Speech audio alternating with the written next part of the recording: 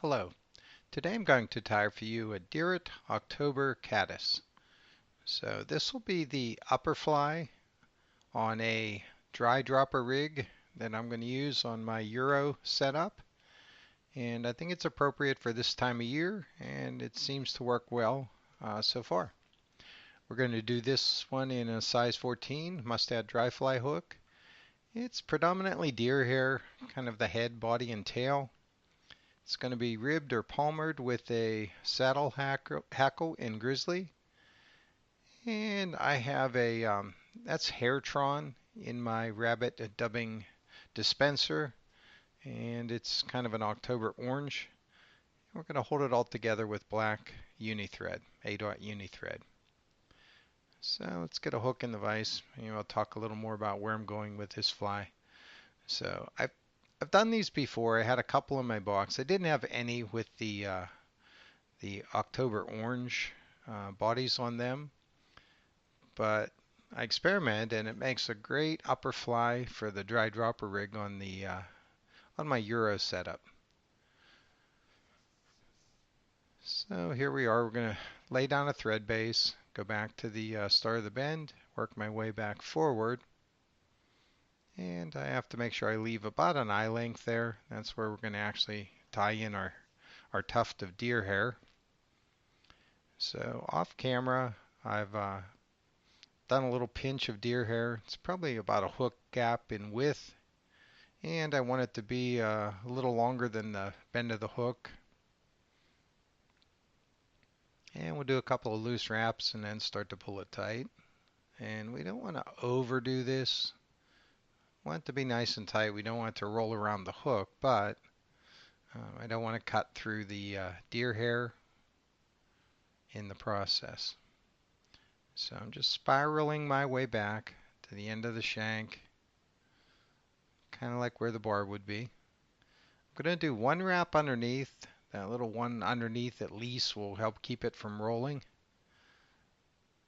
And I'll park my thread in the middle. Now since that's a saddle hackle, I think if it was a standard hackle I probably would have tied it in first and then tied in the deer hair, had it facing forward.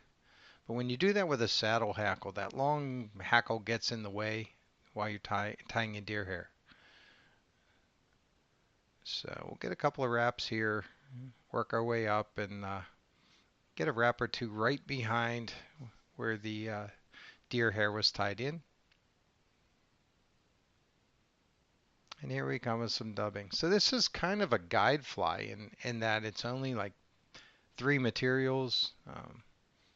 Floats really well. You can turn these on. I don't even think this video is 6-7 minutes, and I talked through most of it. I think you could crank these out on just a few minutes apiece. So we'll get some of that dubbing, get a noodle going here, maybe a couple inches long, whatever. I'll swing between the camera and the hook, and I'll get started. And it occurred to me I was going to use the rotary feature, but I have enough room, and I kind of like looking at the same side of the fly as I'm wrapping for some reason. So we're going to need some more dubbing. We'll stop and add it here. You see this this Haretron's kind of crazy. It's got some guard hairs in it. It's got some antron. You can see some shiny kind of clear fibers. So I like it for October caddis patterns. I use it in a couple other patterns that we do for this time of year. So we'll take that last wrap right in front of the tail. And then here we can just kind of palmer our hackle from front to back. And you can make this, you could use fewer wraps here maybe than I did, but I don't know. I want a lot of hair to stand up out there. We're going to trim the bottom. I want a lot of hair to stand up out there so I can see this fly.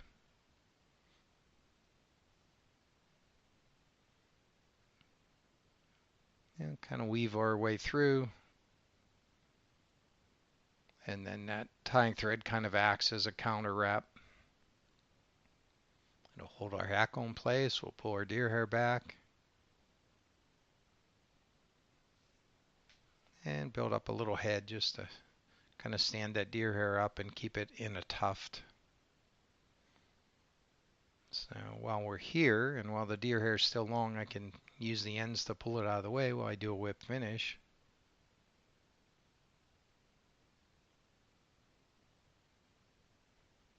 So I'll go back a couple of turns and then back over it and finish at the front. Pull it tight. And we'll slice off the tying thread.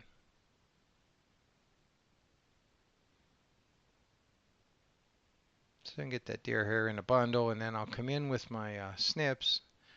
And it's not exactly on the same angle as the hook eye, but we want it to be about 9.5 long. That's the look I was going for right there. You could vary that if you want a bigger or smaller head. Trim off the excess hackle, and there's some wild hairs in there from the deer hair. And we'll go upside down and come in and trim off the bottom. So if we keep that nice and flat, and then when I'm fishing it, I can fill that bottom full of some floatant.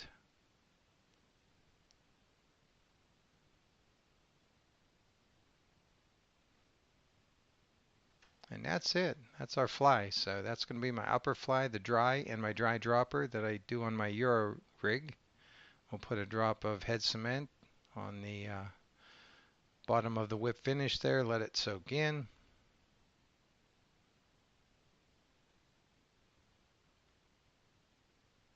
And I'm looking forward to getting out there with this one. So hope that helps you out. If you want to learn more about me, look me up on Amazon. And until next time, be safe.